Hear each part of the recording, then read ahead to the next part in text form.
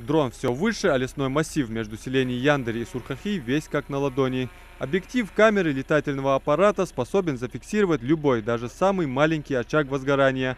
В деле разведки и мониторинга лесопожарной обстановки это незаменимый помощник, делится Адам Шанхоев. Данные беспилотные летательные аппараты мы применяем при воздушной разведке разных районов. Например, сегодня мы применяем его для мониторинга лесного массива. Это нам позволяет проверить лес сверху на предмет возгорания, сухостоя. Данный беспилотный летательный аппарат позволяет снимать с высоты 600 метров максимально. Отдаляется он от пульта дистанционного управления почти 4 километра. Качество видео очень хорошее, и фото тоже мы делаем. Сотрудники регионального управления МЧС с высоты птичьего полета просматривают каждый квадрат. В основном возгорание в такой местности происходит из-за неосторожного обращения с огнем и поджога сухостоя. Пламя в таком случае может охватить километры леса и подобраться вплотную к жилым домам. Такие последствия не грозят, если своевременно проводить мониторинг лесопожарной обстановки. Говоря о том, какая работа проводится у нас с пожарами на открытых территориях, то есть лесными пожарами и горением сухой травянистой растительности. Также мы проводим работу с государственными унитарными предприятиями, объясняем им требования пожарной безопасности, какие могут быть штрафы за их нарушения. Также мы отправляем письма в администрации городов и районов, чтобы они на своих подведомственных территориях проводили опашки, покосы и так далее. То есть они несут ответственность на этих территориях, и мы привлекали к административной ответственности и администрации городов и районов. К слову, в Ингушетии с начала года зафиксировано 44 возгорания на открытой местности. Погибших и пострадавших нет. Чего не скажешь об общей статистике пожаров в регионе. На сегодняшний день на территории Республики Ингушетия зафиксировано 98 пожаров. За аналогичный период прошлого года у нас было зафиксировано 94 пожара, то есть у нас рост на 4,3%. Тем не менее, по материальным ценностям у нас наблюдается снижение по ущербу материальной ценности. Также на сегодняшний день у нас зафиксировано 44 горения сухой травянистой растительности.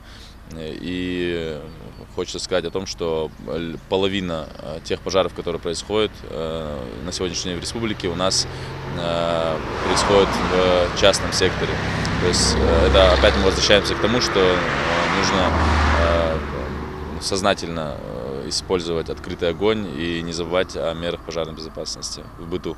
МЧСники, спасатели по призванию, готовы к обороне и борьбе с любой стихией, угрожающей жизни, здоровью и имуществу граждан. Здесь, в Карабулаке, по улице Заречная, спецтехника расчищают подмостовое пространство от мусора, углубляют дно реки и укрепляют берега.